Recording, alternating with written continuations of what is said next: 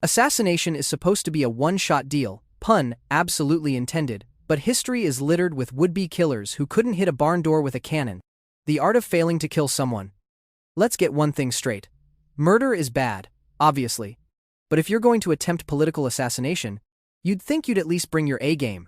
You're literally trying to change history with one violent act. This isn't the kind of thing you wing. You don't just show up and hope for the best. Except, apparently, a lot of people did exactly that. Throughout history, assassination attempts have shaped empires, toppled dynasties, and started wars. The successful ones, anyway. But for every Julius Caesar getting perforated in the Senate, there's a dozen absolute clowns who couldn't successfully kill someone if their target was standing still, unarmed, and actively helping them aim. We're talking about assassins who forgot their weapons, whose guns misfired at statistically impossible rates, who got lost on the way to the killing, or who somehow managed to accidentally save their target's life while trying to end it. These aren't the John Wilkes Booths of history. These are the people who make Wile E. Coyote look competent. So buckle up, because we're diving into the absolute hall of shame of attempted murder. The people who tried to kill kings, presidents, and dictators, and somehow managed to fail so spectacularly that history remembers them not for their brutality, but for their sheer, overwhelming incompetence. Richard Lawrence and the Divine Intervention of Humidity. The 30th of January, 1835. Washington, D.C. President Andrew Jackson, the human equivalent of a rattlesnake in a top hat, is attending a funeral at the Capitol. An unemployed house painter named Richard Lawrence has been waiting for this moment. He's convinced that Jackson is personally responsible for preventing him from receiving a massive inheritance from the British government. He also believes he's King Richard III of England. So we're starting from a stable foundation here. Lawrence approaches Jackson as he exits the building. He's carrying 2 pistols. At point-blank range, he pulls the trigger on the first one. Click, misfire. The percussion cap explodes, but the powder doesn't ignite. Jackson, being Andrew Jackson, immediately starts beating Lawrence with his cane. Most people, when faced with a president charging at them with a wooden stick, would reconsider their life choices. Lawrence pulls out his second pistol and fires again. Click. Another misfire. The odds of 2 properly loaded pistols misfiring consecutively were calculated at approximately 1 inch 125,000. Lawrence had managed to find himself on the wrong side of statistical improbability. Jackson, meanwhile, had to be physically restrained by Congressman Davy Crockett from beating Lawrence to death on the spot. Yes, that Davy Crockett. Both pistols were later tested and fired perfectly on the first try. Smithsonian researchers in the 1930s examined the weapons and concluded that exceptionally high humidity that day likely caused the initial misfires. Richard Lawrence was defeated by the weather. The man tried to assassinate a president and was stopped by moisture in the air. Jackson walked away without a scratch, more convinced than ever that he was divinely protected. The gunpowder plot, a masterclass in getting caught. The 5th of November, 1605. The plan was audacious. A group of Catholic conspirators would blow up the House of Lords during the state opening of Parliament, killing King James I, most of the Protestant aristocracy, and basically anyone who happened to be in the building. They had rented a cellar directly beneath the House of Lords and filled it with 36 barrels of gunpowder. That's about 2,500 pounds of explosives, enough to level the building and everyone in it. The plan had been in motion for over a year. The conspirators, led by Robert Catesby, had recruited Guy Fawkes specifically because he had military experience with explosives from fighting in the Spanish Netherlands. This was a well-organized operation with serious people, and then someone got sentimental. One of the conspirators, Francis Tresham, had a brother-in-law, Lord Monteagle, who would be attending the opening of Parliament. Tresham apparently didn't want his relative blown to bits, so he sent an anonymous letter warning Monteagle to stay away.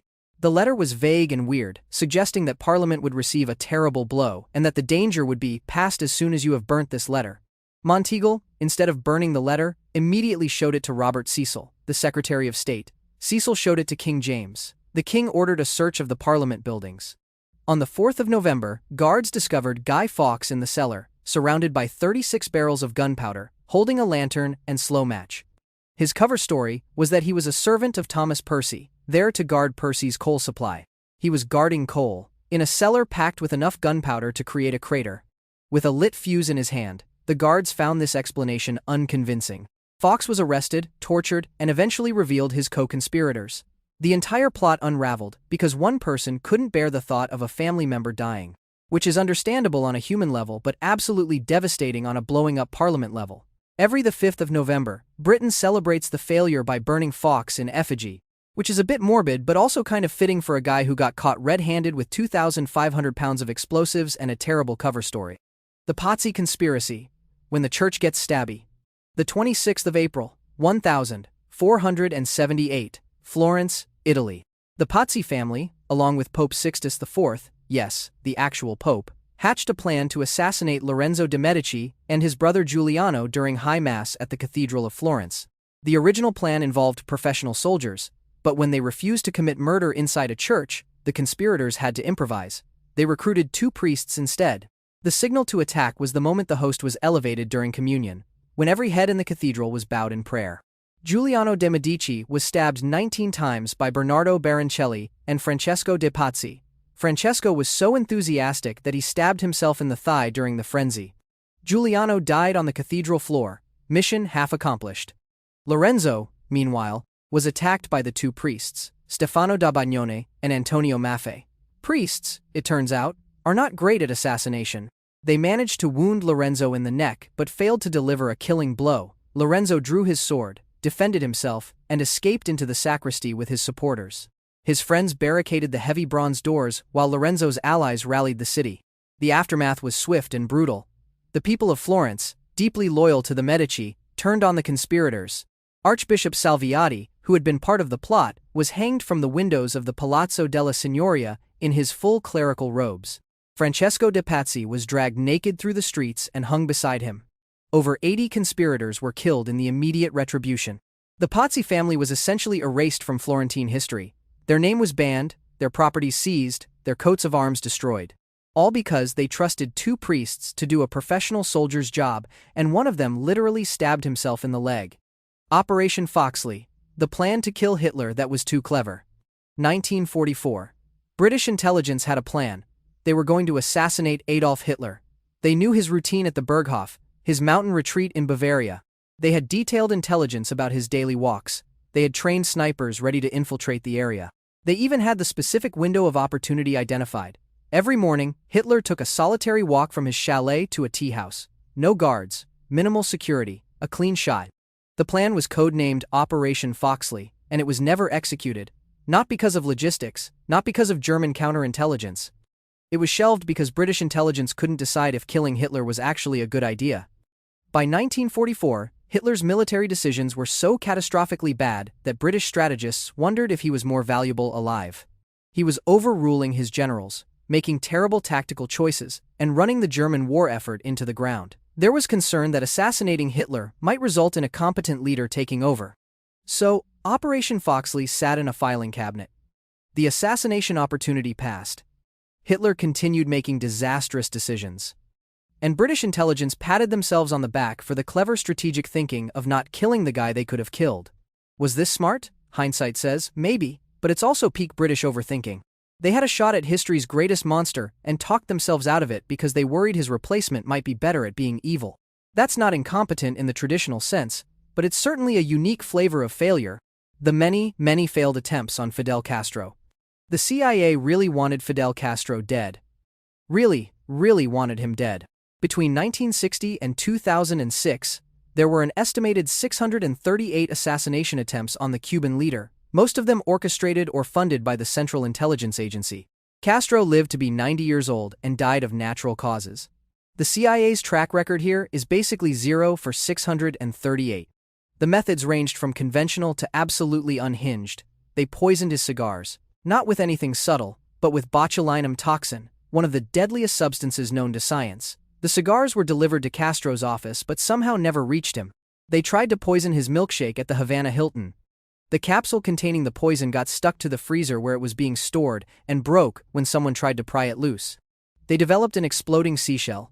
The plan was to plant a booby-trapped shell where Castro liked to scuba dive. The idea was that Castro would see the pretty shell, pick it up, and explode. This plan was actually developed by adults with security clearances. They tried to give him a poison-laced wetsuit as a gift. They developed thallium salts to put in his shoes, hoping to make his beard fall out and destroy his public image. The logic was never clear. They recruited his ex-girlfriend, Marita Lorenz, to poison him. She hid the poison pills in her cold cream. The pills dissolved. She tried to go through with the mission anyway, but when she was alone with Castro, he allegedly handed her his pistol and said, "You can't kill me, nobody can kill me." And she didn't. By the 1970s, these operations had become a running joke. Fabian Escalante, the former head of Cuba's intelligence, compiled a detailed list of the attempts and regularly gave interviews about the CIA's failures. Castro himself seemed to find it amusing. He reportedly said, "If surviving assassination attempts were an Olympic event, I would win the gold medal." Marcus Junius Brutus, the aftermath problem. The 15th of March, 44 BCE, the assassination of Julius Caesar is one of history's most famous political murders. 23 senators attacked Caesar in the theater of Pompey, stabbing him an estimated 23 times. It was bloody, chaotic, and successful. Caesar died at the base of Pompey's statue. But then what? Brutus and his fellow conspirators had spent months planning the assassination itself. They had recruited co-conspirators, secured weapons, identified the location, and coordinated their attack. What they hadn't done was plan literally anything for after. No contingency government, no public relations strategy, no way to control the narrative. Nothing. After stabbing Caesar, Brutus reportedly walked out of the theater and tried to give a speech justifying the assassination. The crowd didn't know how to react. Nobody was cheering. The conspirators had assumed that once the tyrant was dead, the people would naturally embrace their liberators. They were wrong. Mark Antony was allowed to live despite being an obvious threat. He delivered a funeral oration that turned public opinion entirely against the assassins. Within weeks, Brutus and Cassius were fleeing Rome. Within 3 years, they were both dead, defeated at the Battle of Philippi. The assassination didn't restore the Roman Republic. It triggered a civil war that ended with Augustus becoming the first Roman emperor. The thing Brutus had killed Caesar to prevent, the end of the Republic, happened anyway. Faster, arguably, because of the chaos the assassination created. Brutus was a successful assassin and an absolute failure at everything else. He killed the man, but had no plan for the morning after. It's the political equivalent of a dog catching a car and having no idea what to do next. Claus von Stauffenberg, so close and yet so far. The 20th of July, 1944. Colonel Claus von Stauffenberg walked into the Wolf's Lair, Hitler's Eastern Front military headquarters, carrying a briefcase with 2 bombs.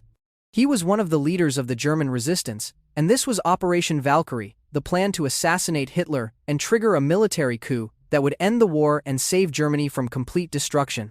Stauffenberg had access. He had military credibility. He had a detailed plan for the post-assassination government. The problem was the briefcase. Originally, Stauffenberg was supposed to arm both bombs. Together, they would have killed everyone in the conference room. But Stauffenberg had lost an eye, his right hand, and 2 fingers on his left hand in combat. Arming the bombs with his remaining 3 fingers was difficult. He managed to arm 1 bomb but ran out of time for the second. He placed the briefcase under the conference table, near Hitler, and excused himself to make a phone call. After he left, Colonel Heinz Brandt, irritated by the briefcase under his feet, moved it behind a heavy oak table support, further from Hitler. The bomb exploded at 12:42 p.m. 4 people were killed. Hitler survived with perforated eardrums, a bruised arm, and singed trousers. The heavy table leg had shielded him from the blast. If both bombs had been armed, Hitler would have died. If the briefcase hadn't been moved, Hitler would have died. If the meeting had been held in the underground bunker instead of the above-ground wooden conference room, the contained blast would have killed Hitler. Stauffenberg saw the explosion and assumed Hitler was dead. He flew back to Berlin and began implementing Operation Valkyrie, but Hitler was alive and broadcasting on the radio by evening. The coup collapsed. Stauffenberg was arrested and executed by firing squad just after midnight on the 21st of July. He was 36 years old. He came closer than almost anyone to killing Hitler. He was foiled by his own war injuries, a fussy colonel, and a piece of furniture. 3 fingers instead of 10. 1 bomb instead of 2. Wrong side of a table leg. The margins of history are brutally thin. Fanny Kaplan and the revolutionary who couldn't shoot. The 30th of August, 1918. Moscow. Vladimir Lenin, leader of the Bolshevik Revolution, had just finished speaking at a factory. As he walked toward his car, a woman named Fanny Kaplan approached and fired 3 shots at point-blank range. She missed twice. 1 bullet hit his arm, 1 hit his neck, 1 missed entirely. Lenin survived. From approximately 4 feet away, with a stationary target, an experienced revolutionary with a loaded pistol managed a survival rate for her target of 100%. Kaplan's eyesight was severely damaged from years in Tsarist prison camps. She was also, by some accounts, partially blind in both eyes. This raises an obvious question. Why did the Socialist Revolutionary Party assign an assassination to someone who couldn't see?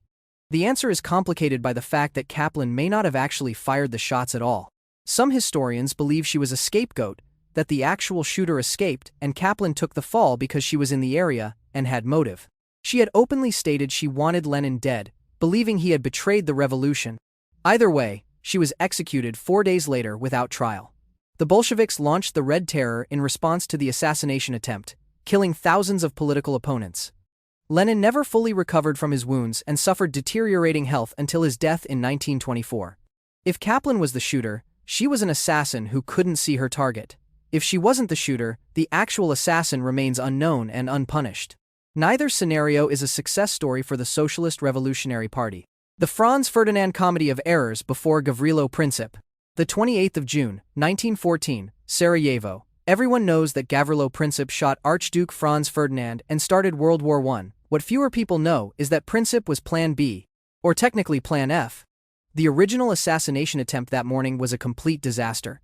6 assassins from the Black Hand organization were positioned along the Archduke's motorcade route through Sarajevo. The first 2, Mohammad Mehmed Basic and Vaso Kubrilovic, lost their nerve and did nothing as the motorcade passed. The third, Nedeljko Kabrinovic, actually threw his bomb. It bounced off the Archduke's car, rolled under the following vehicle, and exploded, injuring about 20 people but missing the target entirely. Kabrinovic then attempted suicide by swallowing a cyanide pill and jumping into the Miljacka River. The cyanide was expired and only made him vomit. The river was 4 inches deep. He was promptly arrested, soaking wet and puking. The motorcade sped away. The remaining 3 assassins, including Princip, scattered in the confusion. The assassination attempt had failed. The Archduke was alive. The assassins were dispersing. History should have continued on a different path. And then, the Archduke's driver got lost. After a reception at City Hall, Franz Ferdinand decided to visit the hospital where the bombing victims were being treated. The driver, Leopold Lojka, wasn't told about the route change. He turned down the wrong street. When he realized his mistake and stopped to reverse, the car stalled directly in front of Moritz Schiller's Delicatessen, where Gavrilo Princip had stopped to buy a sandwich. Princip looked up. The Archduke was 5 feet away. He stepped forward and fired 2 shots. Both hit their targets. Franz Ferdinand and his wife Sophie were dead within minutes. World War I started because a driver missed a turn, a car engine stalled, and an assassin happened to be getting lunch at exactly the wrong delicatessen at exactly the wrong moment. 6 assassins with guns and bombs couldn't accomplish what random chance and a confused chauffeur made possible. Anyway, that's how not to assassinate someone, or how to accidentally succeed despite trying your absolute hardest to fail. History really is just a series of improvised disasters punctuated by occasional competence. Queen Victoria's Parade of Failures. Between 1840 and 1882, Queen Victoria survived at least 8 assassination attempts. 8, and not a single one came close to succeeding. The first attempt, by Edward Oxford in 1840, set the tone for everything that followed. Oxford was 18 years old and fired 2 pistols at the Queen's carriage as she rode down Constitution Hill. He missed with both shots despite being approximately 10 feet away. Both pistols were later examined and found to contain no bullets. Oxford had either fired blanks or simply never loaded his weapons. He was found not guilty by reason of insanity and spent the next 27 years in Bethlehem Royal Hospital before being shipped to Australia. In 1842, John Francis tried twice. His first attempt involved pointing an unloaded pistol at the Queen from 2 feet away, panicking, and fleeing. 2 days later, he tried again with a loaded pistol and missed completely. He was originally sentenced to death, then commuted to transportation to Australia for life. The same year, John William Bean also shot at Victoria. His pistol was loaded with paper and tobacco instead of a bullet. Bean was just 17 and described as hunchbacked and only 4 feet tall. He was sentenced to 18 months of hard labor. In 1872, Arthur O'Connor pointed an unloaded pistol at Victoria and was immediately tackled by her personal servant, John Brown. In 1882, Roderick McLean fired a real bullet that actually went somewhere near her carriage. He missed. The crowd beat him senseless before police could intervene. Victoria died in 1901 at age 81, having survived more assassination attempts than any British monarch and apparently possessing some kind of anti-bullet force field that made every gun pointed at her mysteriously malfunction. Grigory Rasputin, the target who refused to cooperate. The 30th of December, 1916, St. Petersburg. A group of Russian nobles decided that Rasputin, the mystic who had gained enormous influence over the Tsar's family, had to die. Prince Felix Yusupov led the conspiracy. They had a plan, they had poison, they had guns, they had a whole palace, and Rasputin refused to cooperate. The conspirators lured Rasputin to Yusupov's palace, with promises of meeting Yusupov's wife, Irina. They served him cakes and wine, laced with potassium cyanide. Enough poison, they calculated, to kill 5 men. Rasputin ate the cakes, he drank the wine, he asked for more. Nothing happened. He complained of a burning sensation in his throat but remained very much alive and asking for additional refreshments. The conspirators retreated upstairs to panic. After 2 hours of waiting for the poison to work, Yusupov went back downstairs and shot Rasputin in the chest. Rasputin fell. The conspirators celebrated. Then Rasputin got back up, attacked Yusupov, and staggered out into the courtyard. Vladimir Purishkevich, another conspirator, fired 4 more shots, hitting Rasputin at least twice more. They beat him with a rubber club. They wrapped him in a carpet, drove to the Neva River, and threw him through a hole in the ice. When his body was recovered days later, the autopsy reportedly found water in his lungs, suggesting he was still breathing when he hit the river. The man had been poisoned, shot 5 times, beaten, and frozen, and he still managed to drown rather than die from any of the other things.